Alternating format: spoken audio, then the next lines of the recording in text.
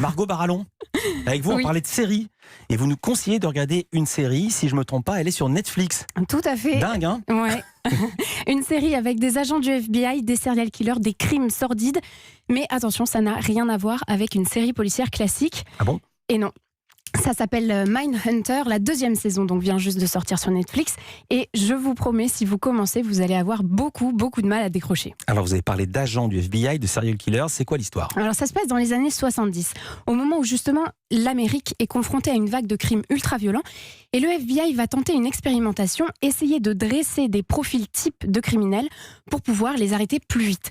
En fait, Mindhunter, ça raconte la naissance de ce qu'on appelle le profilage. Vous savez, les héros, ce sont ces agents du FBI qui vont développer une méthode précise, quasi scientifique, pour comprendre les serial killers. Et comment ils arrivent à faire ça alors? Eh bien, tout simplement en rencontrant des serial killers qui ont déjà été arrêtés. Les héros, c'est les agents Ford et Tench. Ils parcourent l'Amérique, ils vont de prison en prison, ils s'entretiennent avec des criminels, ils enregistrent les entretiens. Et ensuite, avec une psychologue, ils vont décrypter leur mode de fonctionnement, en déduire le profil des meurtriers qui, eux, courent toujours. Alors, un exemple, dans la saison 2, ils vont rendre visite à un certain David Berkowitz qui a tué 6 personnes et ça donne ça. Comment tu les trouvais, tes victimes? Je prenais la voiture et je roulais. Tu roulais? Sans arrêt, à la recherche de filles. Tu en as jamais choisi une à l'avance, jamais surveillé? Non, j'ai jamais su qui j'allais buter. Je roulais pendant des heures. Il doit le faire aussi, votre Kansas. Pour ça, faut avoir une voiture fiable et être malin. J'étudiais les cartes, les itinéraires pour fuir. J'avais toujours mon flingue, un rouleau de pièces pour le parc-mètre. Je sais pas du tout quand ça va se présenter. Comment tu choisissais tes nuits pour chasser? Est-ce que tu te fiais, par exemple, au cycle de la lune? N'importe quoi. Je chassais toutes les nuits. Toutes les nuits? C'est l'exigence. Il faut de l'engagement. Alors ça peut faire froid dans le dos, mais c'est encore pire, c'est que tout est vrai. Oui, exactement. David Berkowitz existe vraiment. Alors, on a tendance à l'oublier en France parce qu'on ne le connaît pas très bien. Mais aux États-Unis, c'est vraiment un des grands serial killers. Les 2 agents du FBI, ils s'appellent pas Ford et Tench, mais ils ont bien existé aussi. Tous les serial killers qu'ils vont rencontrer dans la série sont vrais. Donc il y a Berkowitz, il y a aussi le redoutable Ed Kemper, dit l'ogre de Santa Cruz, 10 assassinats absolument terrifiants au compteur. Et puis bien sûr, celui qui n'a tué personne de ses propres mains, mais a encouragé des jeunes à le faire en son nom. Charles Manson, the most dangerous man alive. Charles Manson, l'homme le plus dangereux au monde.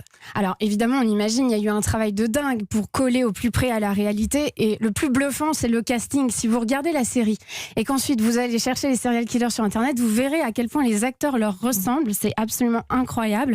Et puis c'est pas tout, c'est aussi une histoire d'investissement. Holt McCallany, qui interprète l'agent Bill Tench, il a lu les rapports, les conclusions de l'agent du FBI, du vrai agent du FBI, et il est même allé en prison pour rendre visite en personne à des serial killers. Et Margot, pourquoi vous disiez que c'est pas une série policière classique? Parce qu'en fait, il n'y a pas l'enchaînement meurtre puis enquête en bonne et due forme. Ça, c'est plutôt la toile de fond, si vous voulez. L'essentiel de Mindhunter, c'est quoi? C'est quand même 2 types en costard-cravate avec un magnétophone qui vont parler à des meurtriers ou des victimes. Donc, c'est beaucoup de simples scènes de dialogue, mais qui permettent d'aborder plein de sujets. Par exemple, quand ils vont parler à Charles Manson, justement, il y a tout un passage qui est consacré aux racines de la violence et à la responsabilité qu'a la société dans la prolifération de la délinquance. Comment s'est créée la famille? En recrutant les filles? Ces personnes que vous appelez la famille, c'est des enfants que vous vouliez pas. Vous les avez jetés comme des ordures, alors je les ai ramassés au bord de la route et je leur ai dit, il n'y a rien de mal dans l'amour. L'amour, c'est ce que vous leur avez appris. Ces enfants qui agressent avec des couteaux, c'est vos enfants. C'était tes fidèles, Charlie, tu leur as donné le couteau. Vous les formez? Moi, je leur ai rien appris. Je les ai juste aidés à se relever. Et ils se sont relevés, ils sont sortis et ils ont tué 7 personnes. Alors c'est de ma faute. C'est de ma faute si vos enfants font ce qu'ils font. Vos propres enfants que vous négligez. C'est incroyable de se dire que Charles Manson a vraiment dit ça. Ça doit être encore mieux en sous-titré. Ici, on ne peut pas passer du sous-titre à la radio, mais ça va être encore mieux. Je vous la conseille en VO, effectivement. Et en fait, ce qui est dingue, c'est que là, on sent quand même que le tour de force de cette série, c'est qu'avec juste des dialogues, quasiment que des dialogues, on arrive à un niveau de tension assez insoutenable. Donc voilà, je peux que vous conseiller de vous jeter sur les 19 épisodes, 10 pour la saison 1, 9 pour la saison 2, sur Netflix. Mindhunter, ça s'appelle. Ça vous tente, Thierry Bizot? Oui, j'ai vu la saison 1, j'ai pas encore fini de voir la saison 2. Ce qui est amusant, vous parliez des ressemblances, c'est que un des héros, un des 2 flics, ressemble beaucoup à Emmanuel Macron. Oui, le personnage principal ressemble beaucoup à Emmanuel Macron. Et notre invité ressemble beaucoup à Thierry Bizot.